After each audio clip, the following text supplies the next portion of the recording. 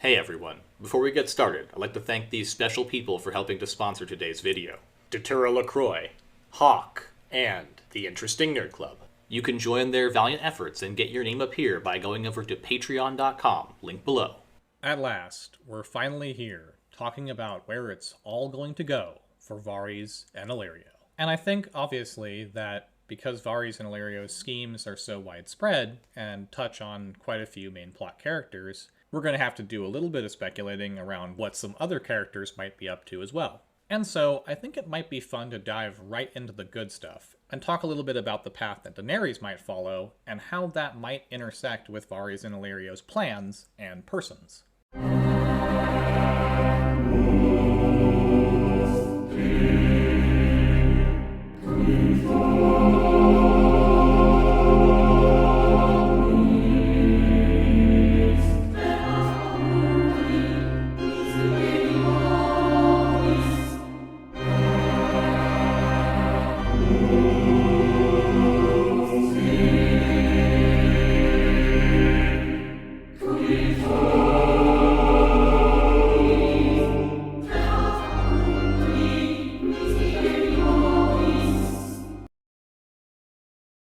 So if you recall, we speculated in our first part that Daenerys may have been part of a staged antagony plot against Young Griff that would be used as a means to legitimize his rulership by making him out to be a savior of Westeros. And that this plot could have been used against Daenerys, or even Daenerys and Viserys both, assuming that he had survived somehow.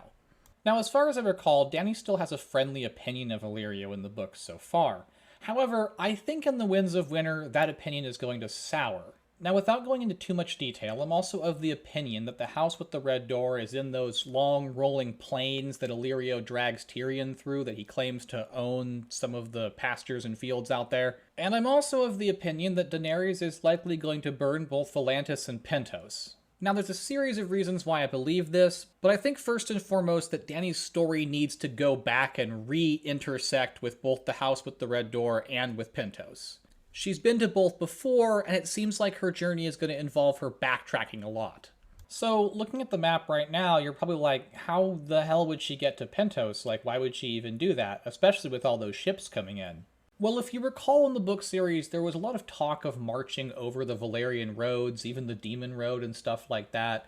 And there was talk of taking the ships alongside as this march was occurring. And while there are a great deal of ships coming in, I honestly don't think they're going to be able to transport and move all of Daenerys' armies and peoples and yada yada yada. I just don't think it's feasible logistically. And so I think the Dany forces might separate, with her ordering one portion of her forces to march over land, and ordering a portion of her forces to move by sea. Daenerys is currently, well, she's not currently here in Meereen, but she's going to end up back in Meereen one way or another, it seems. And when she gets there, she's going to have to consolidate all of her various forces and large masses of followers, and new groups that have come to join her into some kind of cohesive mobile army.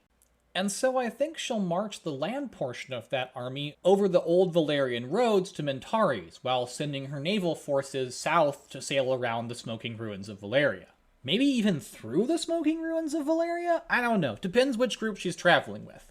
There might even be a brutal sack of Mintaris. They might need supplies. Maybe Mintaris won't open its gates. Who knows? But I certainly think that things will escalate the further they go, and this will culminate in a sack of Volantis. Now, sacking Volantis is going to have some pretty serious logistical consequences as well. Furthermore, there are additional Dothraki forces and Dothraki groups that are in the area that might be ground up and consolidated into her army. And it's likely at this point that she'll also capture a lot more ships. However, I still don't think the ratio of naval forces to ground forces is going to be exactly in her favor. And so I think it's highly likely that rather than trying to sack her way through cities like Lys and Tyrosh and cross the Stepstones into Dorne, she'll go up the river and either march on Pentos from one of the lower sections of the Rhoyne, or just march on Pentos from where Illyrio drops off Tyrion. After all, Tyrion would know this route, and it would kind of make sense again to be backtracking the same way.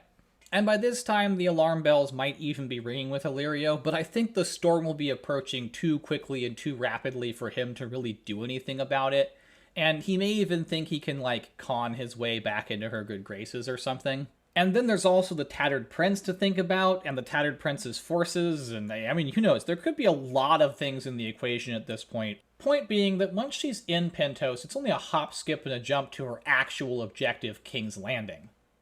Now, it's my guess that her naval forces will be moving along and facilitating a lot of these operations. Like, for example, I think she'll sack Volantis with a Ironborn-style strike on the port that will open up the rest of the city. And then she'll crack her way into the city and breach the inner black walls and yada yada yada. And a very similar fate could await Pentos itself. This is where we also have the potential for intense Ironborn on Ironborn naval clashes, as I think it's highly likely that Euron Greyjoy will win the Battle of Blood and sack Old Town and have a pretty large fleet at his disposal. Returning to why Dany would probably want to get rid of Illyrio, it's my imagining that throughout this journey, especially with Tyrion by her side and backtracking through potentially territories she went through as a child, like the place with the house with the red door, that she is likely to riddle out the plot that Varys and Illyrio set up for her. Now, you're probably all wondering how this is going to tie into Jon Connington and Young Griff and Varys back in Westeros. Well, I think that Varys will eventually link up with Jon Connington and Young Griff, and they probably will be successful at installing Young Griff on the throne.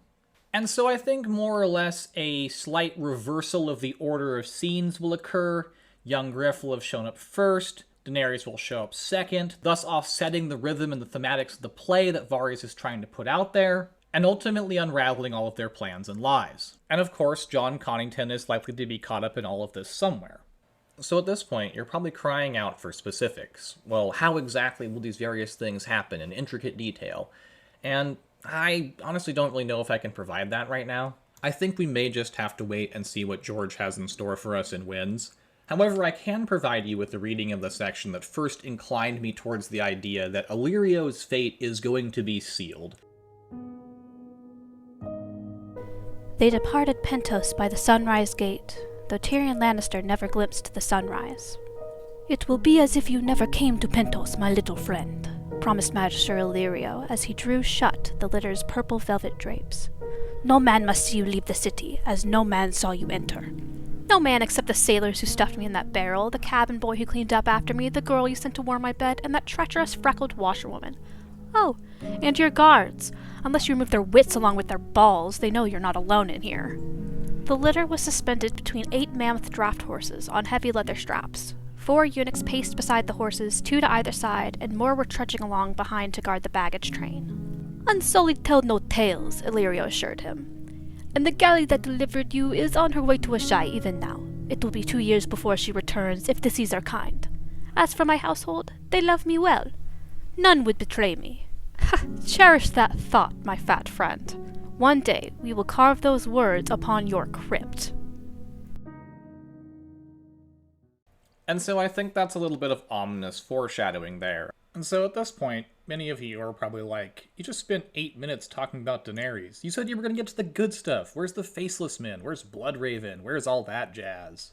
With regards to all that jazz, I think it depends very heavily on whether or not Bloodraven is being duped or trolled by Varys. If we accept that Varys is staging a play and Bloodraven is watching it, perhaps Bloodraven is being lulled into thinking that what is unfolding is a good thing. Perhaps Bloodraven thinks Young Griff really is Aegon, and he likes that. Well, then I would say Bloodraven is not likely to do much, and potentially his downfall might come before he can interfere. I mean, if we want to drift into the realm of complete and utter tinfoil, we can go back to the Preston Jacobs theory, and we can talk about the idea of Biter, Rorge, and Jaqen H'ghar as assassins meant to take on Bloodraven. Who knows where Jaqen H'ghar might end up? What a wild twist if Jaqen H'ghar broke into Bloodraven's cave in the, ending chapters of Winds of Winter. That's probably rather extreme speculation, though. What appears beyond extreme speculation, however, is that the Blackfires are on Bloodraven's mind. Now, we don't get a lot of time with Bloodraven, but we do get this little excerpt.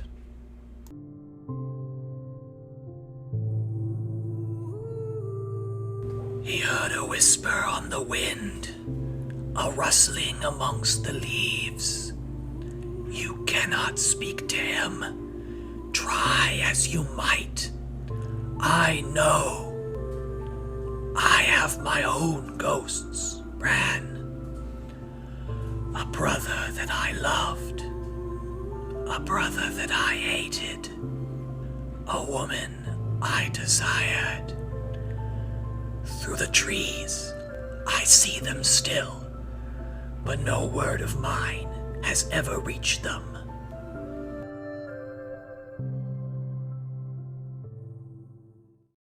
So you can kind of pick your poison as to who the brother he loved might have been. Maybe it was Daemon Blackfyre, and he actually has a lot of regrets around how House Blackfyre was handled. Maybe he loved the bookish and soft King Darren and saw something great in him, and that was the brother who he wanted to protect. But I think it's kind of unavoidable that we draw the conclusion that the brother he hated was Bittersteel, and the woman he loved was Shira Seastar. I mean, it's also not outside the realm of possibility that he was in love with Bittersteel and Shira Seastar, but I think that's a little bit less likely than Bittersteel being the target of his ire. In either case, there's not much way to fit this into Bloodraven's life without fitting in the story of the Blackfyres and the Blackfyre rebellions. So Bloodraven has unresolved Blackfyre trauma, and Young Griff is probably a Blackfyre, and their stories are pretty far apart, but Daenerys is somewhere in the middle. So where's it all going? Well, if I could tell you that, I'd probably be George R.R. Martin. But who knows? Maybe not. Maybe that's why George R.R. Martin is taking such a long time to finish writing Winds of Winter. Maybe weaving all this extra stuff in is a little bit difficult. What I would say is that we have a lot of conflicts brewing, and we have a bunch of forces coming to intersect. So I think there's a chance, at least, that several of our matchups, more or less, might get broken up by the chaotic amount of players in the game. For example, if we're expecting a big final clash directly between Bloodraven and Varys, and maybe involving the agents of the House of Black and White, we might not get that. That might be broken up by the others smashing into Bloodraven's caves, and while this might appear initially great for Varys, he would then be side-slapped by Daenerys coming back, and all of this would be occurring while Euron is in the mix somewhere, and while Cersei is returning to power. Plus, we have the now very relevant, because the weather is changing, factors of winter. We previously weren't seeing a lot of the direct conditions of winter, like snow and extremely frigid conditions, but we're beginning to experience those things now. So all in all, I think that what we should be expecting to see is the trajectories of these plans thrown completely off because other plans' trajectories slam into them out of nowhere. So what about Varys himself? If Illyrio is destined to be killed by Daenerys, and Young Griff's fate is something along the same lines, then what of the spider? Will he scurry away? Or like in the show, will he be squished by the Dragon Queen? Well, if you recall, this series draws heavily on work by Kevin Pendragon. And in his video about Varys, he dives into some potential inspiration for our favorite eunuch. And he points to historical figure Zhao Gao. I'm sure I'm butchering that name. Now, drawing from Zhao Gao's Wikipedia here, it would appear that Gao is ordered executed by another eunuch. Perhaps the eunuch that Varys will meet his fate at the hands of is none other than our friend Strong Belwas. Now, that's all some very extreme 10 speculation, but I think it is kind of a fun idea. So, there you go. There's more or less my rough thoughts on where these guys' plans are going. There's going to be a horrible crashing collision of various things that they thought weren't going to happen. Daenerys is going to roll through. Illyrio's going to get betrayed. Varys is going to have his downfall alongside all the things he's been trying to puppeteer along. Might be a little bit anticlimactic. I wish I could give more detail, but honestly, I'm not that certain, and I'm not entirely sure that George R. R. Martin is that certain either. So I think we're just going to have to wait for Winds to find out where a lot of this stuff is going to go. And before we go, I'd like to thank Redist for doing the reading you heard earlier of Illyrio and Tyrion. Next up, we're going to be jumping into a character profile kind of series, as was voted on in the last poll, and it looks like we're going to be starting off with the Blackfish. So I hope to see you all there for that. And in the meantime, if you want more content or weird hidden things that don't show up on YouTube, then you can go over and check out the Patreon, because I have that now. So thank you everyone for watching, and I will see you next time.